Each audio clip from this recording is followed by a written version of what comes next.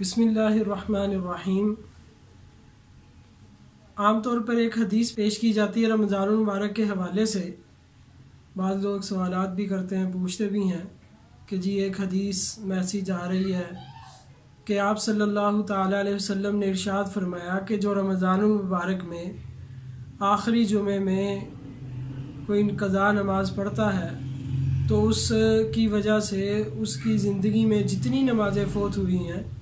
چاہے وہ 70 سال تک اس کی نمازیں فوت ہوئی ہوں، وہ سب کی طرف سے کافی ہو جائیں گی اور ان نمازوں کی قضا ضروری نہیں ہے۔ یہ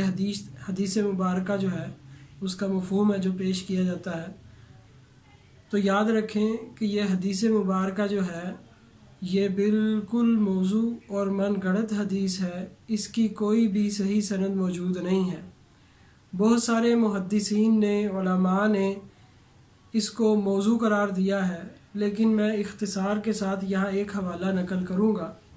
ملا علی قاری رحمۃ اللہ علیہ نے ایک کتاب لکھی موضوعات کبیر، یہ دیکھ لیں کتاب۔ اس میں وہ فرماتے ہیں حدیث نمبر 953،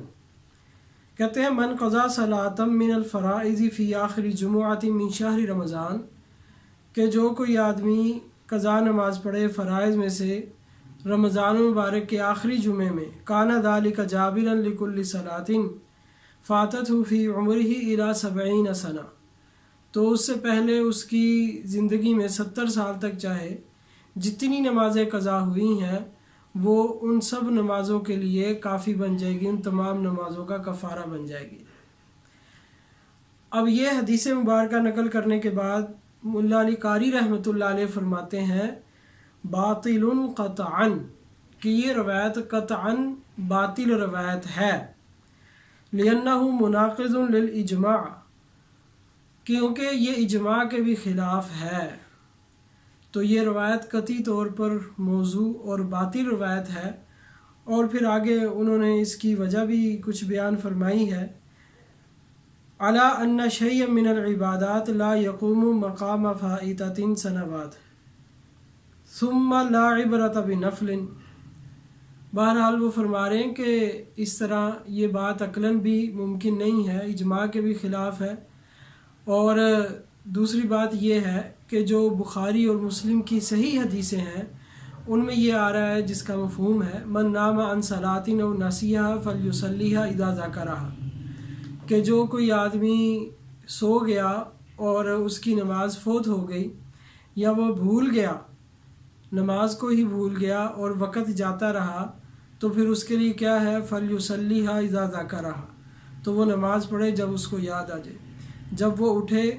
یعنی جب وہ اٹھے اور اس کو یاد آئے تو پھر اس وقت وہ نماز پڑھ لے،